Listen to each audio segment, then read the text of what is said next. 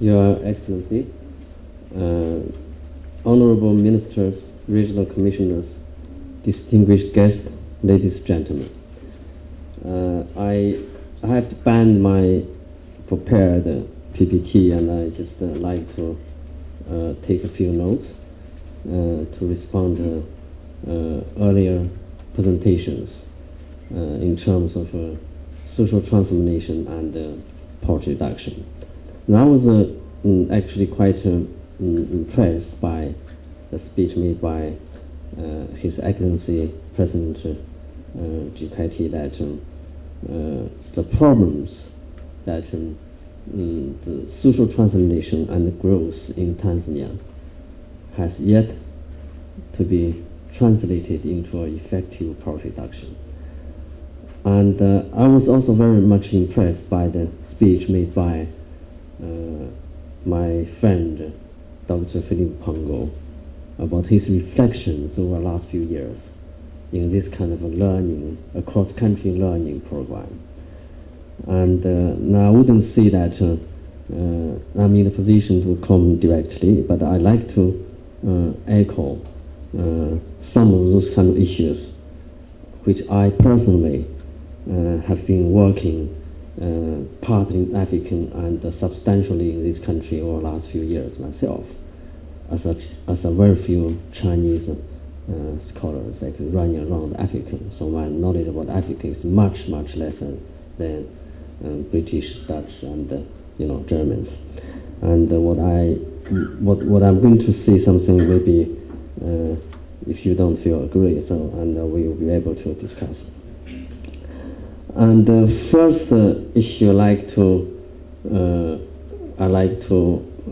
respond is that how actually to make social economic transformation for poverty reduction.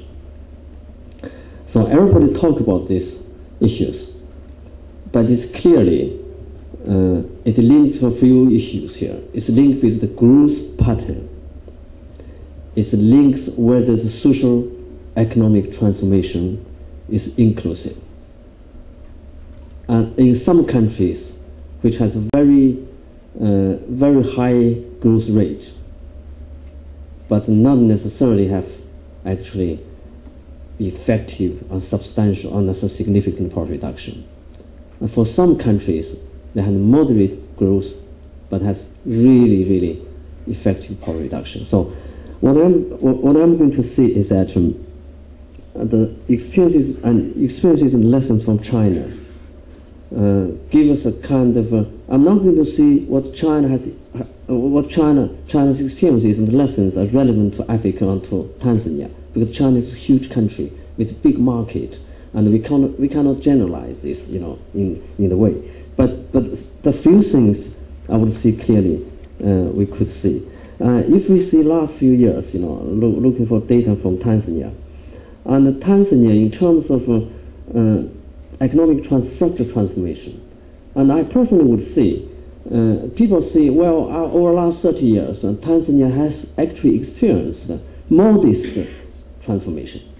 But I would say, over the last 20 years, Tanzania has not actually reached meaningful economic transformation.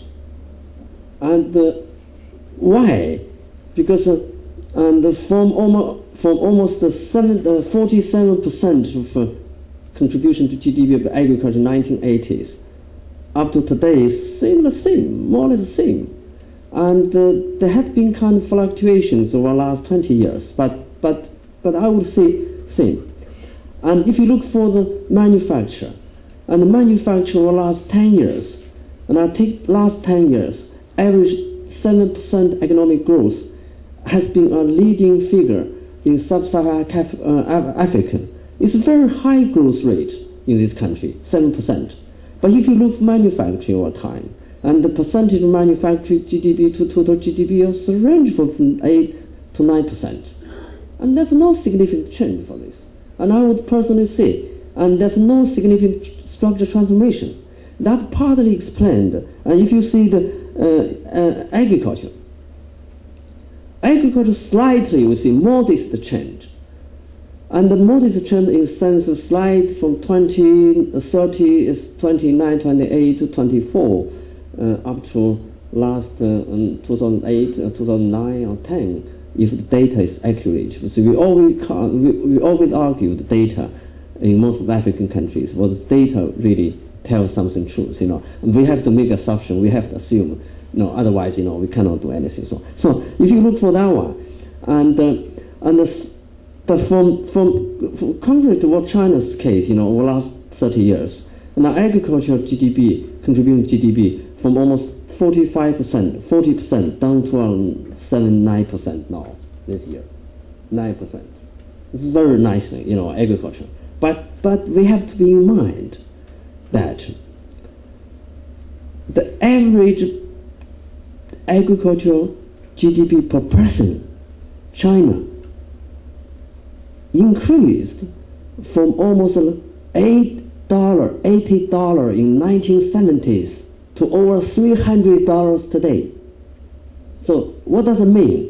That means with the declining of the contribution of agriculture to total GDP, productivity and labor productivity and the land productivity enormously increased. But if you look for Tanzania, and 70s, agricultural GDP per capita in Tanzania was $200 around. But today it's declined. So meaning that even with modest transformation in terms of decreasing agricultural contribution to GDP from 29% to 24% is meaningful. We assume economically meaningful. But the per capita GDP, agricultural GDP declined. Why? Because the agricultural production has been expanded largely because the area expansion, not by the productivity improvement. So that is something which I can see. And the difference from this, that actually implies the very poor linkage between the services delivery reforms, and we are using the case of the